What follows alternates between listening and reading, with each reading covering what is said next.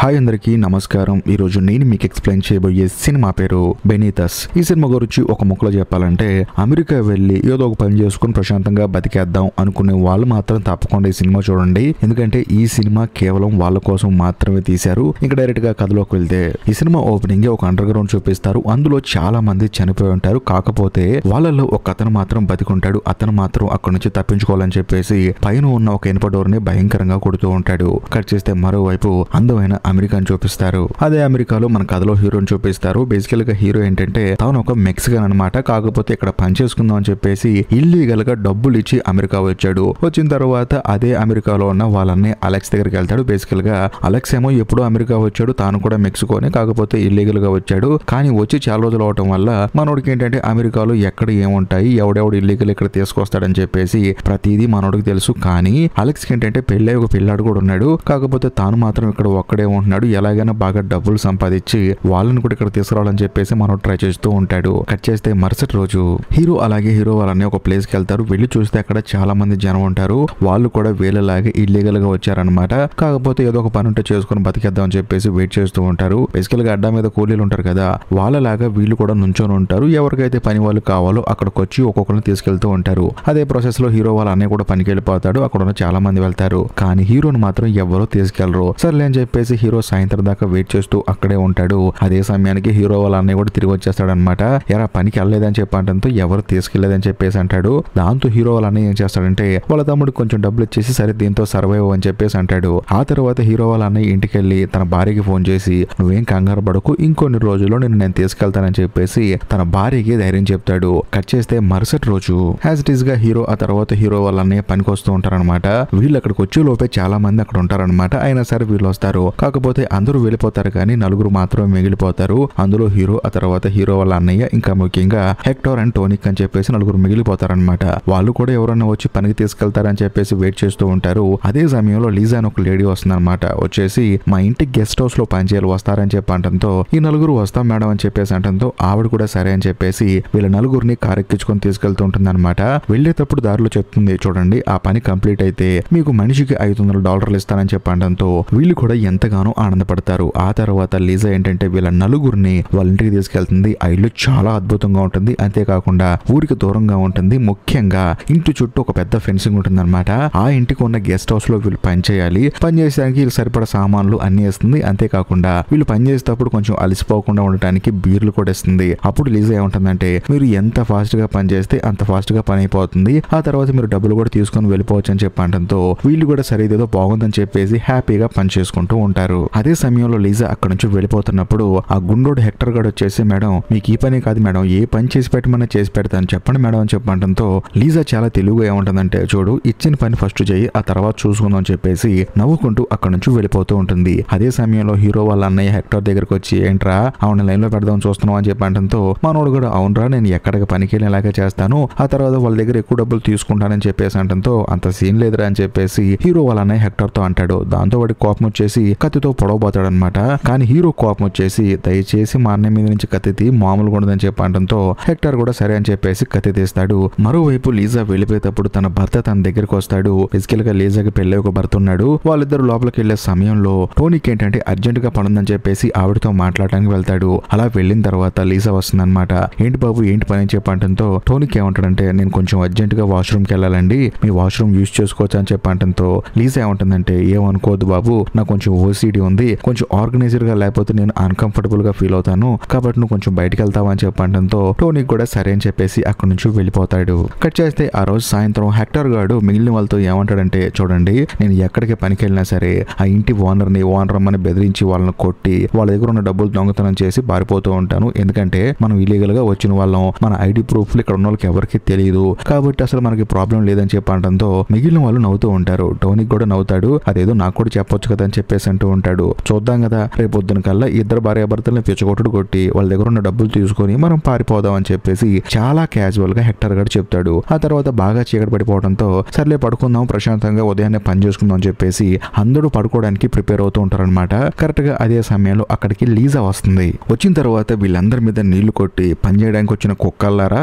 మీరు పని చేయకుండా పడుకుంటున్నారంట్రా, ఒక్కొక్కడికి $500 ఇస్తున్నాను కదా ముందు పని కంప్లీట్ చేయండి అని చెప్పేసి అందరినీ తిడుతుంది. దాంతో వాళ్ళు కూడా ఎంతగానో బాధపడుతూ సర్లే వచ్చాం కదా అని చెప్పేసి నైట్ అంతా పనిచేస్తూనే ఉంటారు. ఉదయం కూడా అయిపోతుంది, అయినా సరే కష్టపడి పనిచేస్తూనే ఉంటారు. అలా పనిచేసే ప్రాసెస్ లో హీరో కనిపిస్తుంది. మన ఊర్లో ఎంతో అద్భుతంగా బతికే వాళ్ళు ఉన్న దాంట్లో కానీ ఇక్కడికి వచ్చి డబ్బులకి కక్కుర్తి పడుతూ వీళ్ళ దగ్గర బానిసలా పనిచేస్తున్నాం అని చెప్పేసి హీరో బాధపడుతూ ఉంటాడు. అదే సమయంలో లీజా వాళ్ళ హస్బెండ్ బెన్ ఉన్నాడు కదా, తానేంటంటే ఒక మంచి కారులో సరదాగా అలా బయటికి వెళ్తూ ఉంటాడు. అలా బయటికి వెళ్ళేటప్పుడు ఆ ఇంటి డోర్లు ఓపెన్ అవుతూ ఉంటాయి అనమాట ఆటోమేటిక్ గా. అరే ఆటోమేటిక్ డోర్స్ భలే ఉన్నాయి అని చెప్పేసి హీరో అక్కడికి వెళ్ళి ఆ ఫెన్సింగ్ ని టచ్ చేస్తాడు. చూస్తే దానికి కరెంట్ షాక్ ఇచ్చి ఉంటుంది అనమాట. షాక్ కొడుతుంది. హీరో బాధపడతాడు, ఇక్కడికి వచ్చి కుక్కలాగా ఇంట్లో పని చేస్తున్నాము, ఏంటో ఈ బతుకని చెప్పేసి తను బాధపడుకుంటూ పనిచేస్తూ ఉంటాడు. కట్ చేస్తే మరోవైపు లీజాని చూపిస్తారు. తానేంటంటే వంటగదిలో పని చేసుకుంటున్నప్పుడు అక్కడికి కొన్ని ఎలకలు వస్తాయి అనమాట. బేసికల్ గా ఆడోళ్ళు ఏం చేస్తారు, ఎలకలను చూస్తే భయపడి పారిపోతూ ఉంటారు. కానీ ఈ లీజా మాత్రం ఒక సుత్తి తీసుకొని కనిపించిన ప్రతి ఎలుకని అతి దారుణంగా చంపుతూ ఉంటుంది.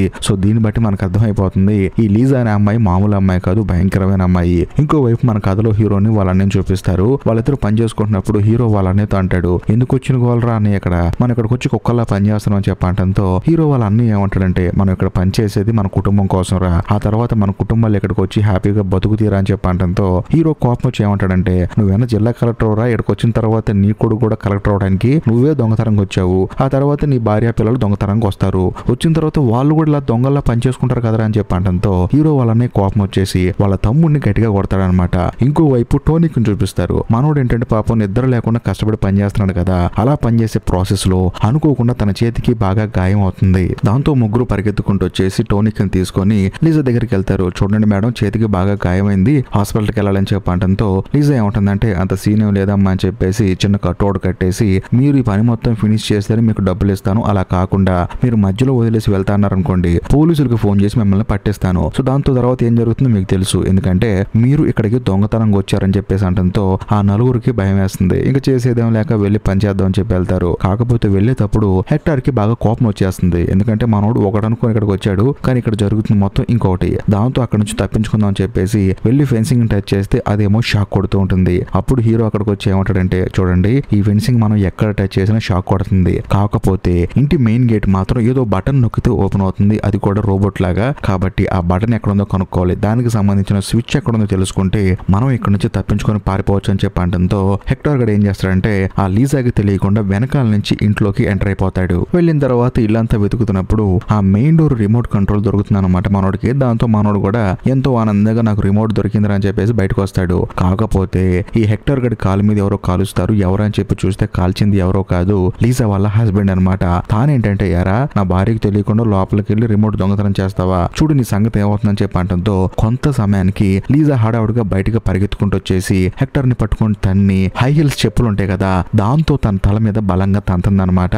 దాంతో ఆ చెప్పుకు ఏదైతే కోపుగా ఉండే భాగం ఉందో అది తన కళ్ళల్లో గుచ్చుకొని తాను అక్కడే చనిపోతాడు. చనిపోయిన తర్వాత కూడా ఆ లీజా ఏమంటుందంటే, ఈ పని చేసే బానిసల బ్లడ్ నా మీద పడింది, నేను లోపలికి వెళ్ళి శుభ్రంగా స్నానం చేసి వస్తా అని చెప్పేసి లోపలికి వెళ్తుంది. అదే సమయంలో లీజా వాళ్ళ హస్బెండ్ బెన్ ఏమంటాడంటే, ఏంట్రా మీ ముగ్గురు చూస్తున్నారు పని చేయకుండా, వెళ్ళి పని చేసుకోండి అని చెప్పి అంటంతో వాళ్ళు కూడా పని చేస్తూ ఉంటారనమాట. కాకపోతే వాళ్ళలో వాళ్ళకి తెలియని ఒక భయం స్టార్ట్ అవుతుంది. అదేంటంటే, ఇద్దరు సైకో భార్య భర్తల దగ్గరికి పని చేయడానికి వచ్చాము, మనం అసలు ఇక్కడ నుంచి ప్రాణాలతో బయట పడతామా లేదా అని చెప్పేసి భయపడుతూ పనిచేస్తూ ఉంటారు. కరెక్ట్ గా అదే సమయంలో లీజా ఏం చేస్తుందంటే లోపల ఒక అద్భుతమైన పాట పెట్టుకొని డాన్స్ చేసుకుంటూ బయటకు వస్తుంది. తన భార్యను చూసిన తర్వాత బెనిగడికి మైండ్ బ్లాక్ అయిపోతుంది. చాలా రోజుల తర్వాత నా భార్య మంచి మూడ్ లోకి వచ్చింది, వెళ్ళి ప్రశాంతంగా పని చేసుకుంటారా అని చెప్పేసి అంటాడు. మరోవైపు లీజా మాత్రం ఆయన చక్కగా డాన్స్ చేసుకుంటూ బయటకు వస్తూ ఉంటుంది. కాకపోతే హీరోకి ఏంటంటే కోపం వచ్చేసి ఆడు వైపు అలాగే చూస్తూ ఉంటాడు. ఎందుకంటే ఒక మనిషిని చంపి ఆ మనిషి రక్తం తన మీద పడిందని చెప్పేసి వెళ్ళి శుభ్రంగా స్నానం చేసి అదేదో పార్టీకి వెళ్ళి వచ్చి ఫ్రెష్ అయినట్టు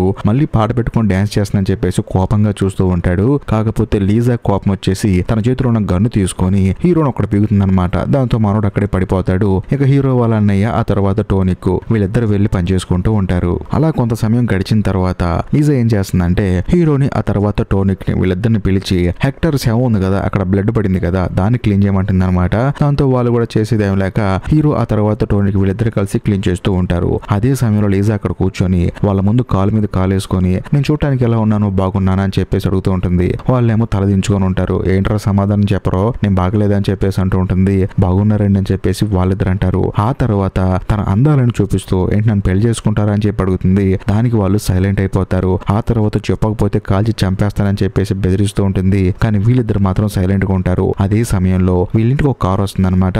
ఆ కారులో రియల్ ఎస్టేట్ స్టేట్ ఏజెంట్ ఒక అతను వస్తాడు. వచ్చిన తర్వాత లీజా ఆ తర్వాత బెన్ తో వీళ్ళతో మాట్లాడుతూ ఉంటాడు అనమాట. బేసికల్ గా ఈ ఏజెంట్ ఎందుకు వచ్చాడంటే ఈ ఇల్లు అమ్మేయాలని చెప్పేసి లీజా అనుకుంటూ ఉంటుంది. అంతేకాకుండా ఈ ఇల్లు అమ్మేసి వేరే చోటుకి వెళ్ళి ప్రశాంతంగా బతుకుదాం అనుకుంటుంది. అందుకనే ఈ ఇంటి గెస్ట్ హౌస్ ని పాపం అమాయకులను తీసుకొచ్చి బాగు చేపించుకుంటూ ఉంటుంది అనమాట.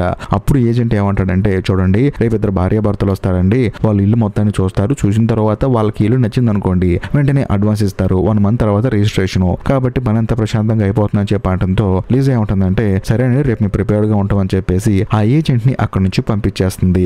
ఆ తర్వాత వీళ్ళ ముగ్గురు ఉన్నారు కదా, హీరో వాళ్ళని ఆ తర్వాత టోనిక్, వీళ్ళని ఏంటంటే ఏజెంట్ వస్తున్నాడు అని చెప్పేసి వీళ్ళ ముగ్గురు కాలు చేతులు కట్టేసి తోటలో కూర్చోబెట్టారు. మళ్ళీ వెళ్ళి వాళ్ళ కాలు చేతులు కట్లు విప్పేసి పని చేయండి అని చెప్పేసి వాళ్ళ చేత భయంకరంగా పని చేపిస్తూ ఉంటారు. అలా ముగ్గురు పని చేస్తున్నప్పుడు సడన్ గా లీజా ఏమంటుందంటే మీ బట్టలని తీసేసి పని చేయండి అని చెప్పడంతో వీళ్ళకి ఏం అర్థం కాదు. కాకపోతే బట్టలు తీయబోతే గన్నుతో కాల్చేస్తానని చెప్పడంతో వీళ్ళ ముగ్గురికి వేరే ఆప్షన్ లేక బట్టలని తీసేస్తారు. మరోవైపు టానిక్ ఉన్నాడు కదా, తన చేతికి బాగా గాయమైంది కదా, తానేంటంటే మెల్లగా పనిచేస్తూ ఉంటాడు. అందుకని తనని పైకి పిలిచి తన నెత్తి మీద రాటుతో కొడతాడు అనమాట లీజా వాళ్ళ భర్త. దాంతో మనోడు అక్కడే స్రో తప్పి కింద పడిపోతాడు. వెంటనే లీజా ఏమంటుందంటే హీరోని వాళ్ళ నేను అడి తిరగండి రా అని చెప్పేసి చూడటానికి భలే అందంగా ఉన్నారా అని చెప్పేసి వాళ్ళకి బట్టలు ఇచ్చి బాగా పనిచేయండి అని చెప్పడంతో వాళ్ళు కూడా ఆ బట్టలు వేసుకొని రైతులంతా పనిచేస్తూ ఉంటారు. అలా పనిచేసేటప్పుడు లీజా ఏమంటుందంటే తొందరగా పని చేయండి రా, రేపు వాళ్ళు వస్తారు, వాళ్ళకి ఇల్లు మొత్తం చూపించాలని చెప్పడంతో వీళ్ళు కూడా పనిచేస్తూ ఉంటారు. అదే సమయంలో బాగా చీడపడిపోతుంది అనమాట.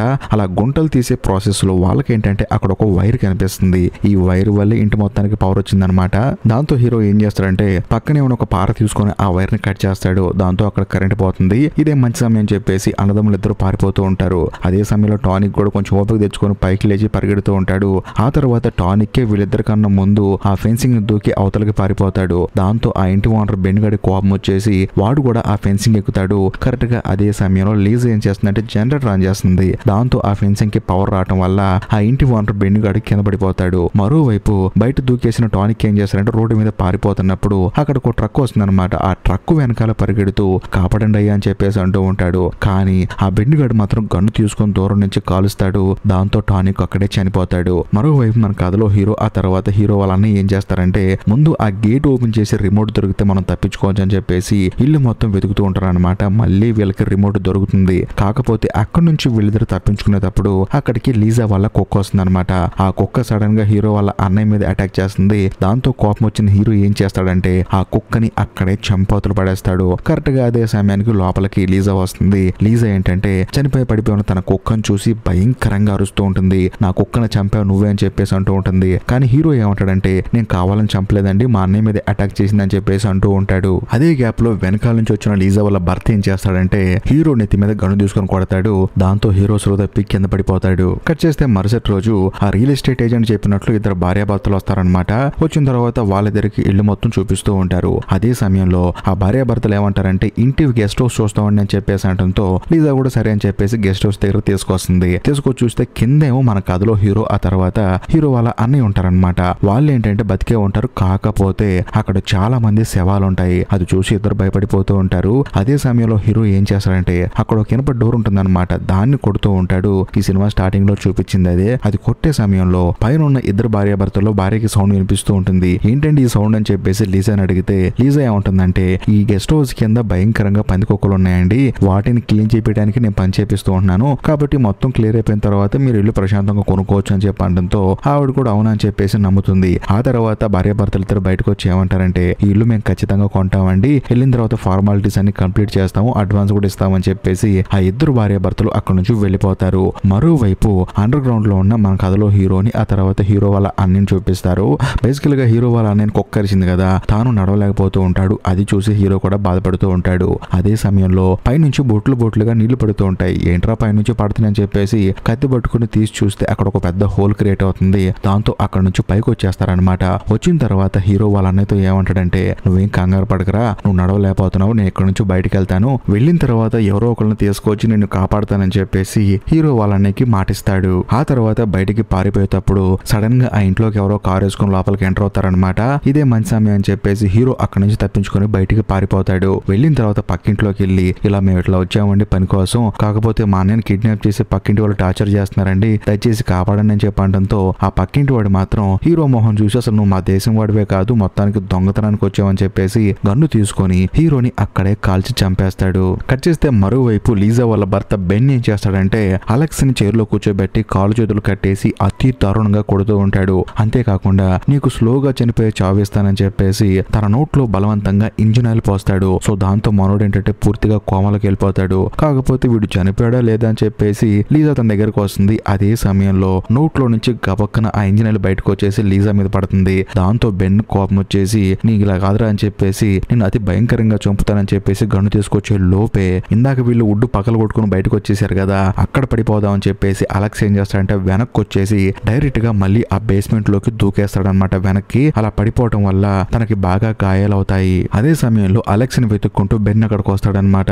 వచ్చి చూస్తే అక్కడ చాలా శవాలు ఉంటాయి. ఆ శవంలో బెన్ గడి ఎవడో అని చెప్పేసి గుర్తుపడడానికి వెతుకుతూ ఉంటాడు. అదే గ్యాప్ లో అలెక్స్ ఏం చేస్తాడంటే పక్కన ఉన్న కత్తి తీసుకొని ఆ బెన్ గొంతు కోసేస్తాడు. దాంతో మనోడు అక్కడే చనిపోతాడు. ఆ తర్వాత పక్కన లైటర్ తీసుకొని ఆ ఇల్లు తగలబెట్టేసి అక్కడ నుంచి పారిపోదాం అనుకుంటాడు. కానీ తన మనసు ఒప్పుకోదనమాట. ఎందుకంటే ఇంతమంది చావుకి కారణమైన వీళ్ళు బతకూడదని చెప్పేసి లోపల లీజా ఉంది కదా, అందుకని తనని చంపడానికి లోపలికి వస్తూ ఉంటాడు. మరోవైపు లీజా ఏం చేస్తుందంటే మొహం కడుక్కుంటూ ఉంటుంది. బయట చూస్తే ఆ గెస్ట్ హౌస్ తగలబడిపోతూ ఉంటుంది. మొత్తానికి ఏదో జరిగింది, నా భర్తకి ఏదో అయింది అని చెప్పేసి తాను భయంకరంగా ఏడుస్తూ ఉంటుంది. అలా ఏడ్చుకుంటూ బయటకు వచ్చి చూస్తే బయట బ్లడ్ ఉంటుంది. ఆ బ్లడ్ ని ఫాలో అవ్వకుంటూ పైకి వెళ్ళి చూస్తే తన బెడ్రూమ్ మొత్తం తగలబడిపోతూ ఉంటుంది. అదే సమయంలో వెనకాల నుంచి వచ్చేసి అలెక్సా తన నెత్తి మీద ఓడతాడు. దాంతో శ్రోదప్పి కింద పడిపోతుంది. ఆ తర్వాత కొంత సమయం గడిచిన తర్వాత గన్ను పెట్టి కాల్చి తనని నిద్ర లేపుతాడు. దాంతో ఆవిడ భయపడిపోతూ ఉంటుంది. వెంటనే లీజా ఏం చేస్తుందంటే మమ్మల్ని బెదిరిస్తామని చెప్పేసి వచ్చి మనోడు కాల్ని కరిచేస్తుంది. దాంతో మనోడు కూడా నిప్పి తట్టుకోలేక భయంకరంగా అరుస్తూ ఉంటాడు. ఆ తర్వాత లీజా అక్కడ నుంచి పారిపోతూ ఉంటుంది. అలా పారిపోతూ తోటలోకి వస్తుంది అనమాట. మరోవైపు అలెక్ కూడా పరిగెత్తుకుంటూ వస్తూ ఉంటాడు. కానీ తన కాలు బాగా నొప్పి చేయటం వల్ల గన్ను తీసుకొని లీజాని అక్కడే కాల్ చేస్తాడు. దాంతో ఆవిడ కూడా చనిపోతుంది. ఆ తర్వాత అలెక్స్ అక్కడ నుంచి పారిపోతాడు. బట్ పక్కింటి వాడైతే దీనంతా దూరం నుంచి చూస్తూ ఉంటాడు అనమాట. చూసి పోలీసులకి కంప్లైంట్ ఇస్తాడు. ఆ తర్వాత పోలీసులు వచ్చేసి హీరో శవాన్ని తీసుకెళ్తారు. మొత్తం ఇల్లు మొత్తం చూసి వాడు ఏమంటాడంటే ఈ మైగ్రెన్స్ ఉన్నారు కదా, ఇక్కడికి పని చేసుకోవడానికి వచ్చారు, వాళ్ళే ఈ ఇంటి ఓనర్లు ఇద్దరిని చంపేశారు, అది కూడా డబ్బు కక్కుర్తిపడని చెప్పేసి కేసులో రాస్తాడనమాట. కట్ చేస్తే కొన్ని రోజుల తర్వాత మన కథలో అలెక్స్ ని చూపిస్తారు. తానేంటంటే బాగా డబ్బులన్నీ పోగేసుకొని మెక్సికో నుంచి ఇక్కడికి ఇల్లీగల్ గా తీసుకొచ్చే వాళ్ళని కాంటాక్ట్ అయ్యి నా భార్యని నా కొడుకుని ఇక్కడ తీసుకురావాలని చెప్పేసి వాడికి డబ్బులు ఇస్తాడు. వాడు కూడా సరే అని చెప్పేసి అంటాడు. ఇంతటితో సినిమా అయిపోతుంది. బేసికల్ గా ఇది నిజంగా జరిగిన ఒక సంఘటన బేస్ చేసుకొని తీసిన సినిమా. అంతేకాకుండా పాపం కష్టపడి పనిచేసే వాళ్ళకి చాలా ఇబ్బందులు ఎదురవుతున్నాయని చెప్పేసి అమెరికాలో వాళ్ళ కోసం చాలా చట్టాలు కూడా క్రియేట్ చేశారు. అది జరిగిన సంగతి. ఈ వీడియో కనుక మీకు నచ్చితే ఖచ్చితంగా లైక్ చేయండి, షేర్ చేయండి, కామెంట్ చేయండి. అంతేకాకుండా ఇప్పటికీ మీరు మన ఛానల్ సబ్స్క్రైబ్ చేసుకోకపోతే దయచేసి సబ్స్క్రైబ్ చేసి బెల్ ఐకాన్ ప్రెస్ చేయండి. ఎందుకంటే మన ఛానల్లో వచ్చే ఇలాంటి అద్భుతమైన వీడియోస్ మీరు అసలు మిస్ అవ్వకూడదు కాబట్టి. బాయ్.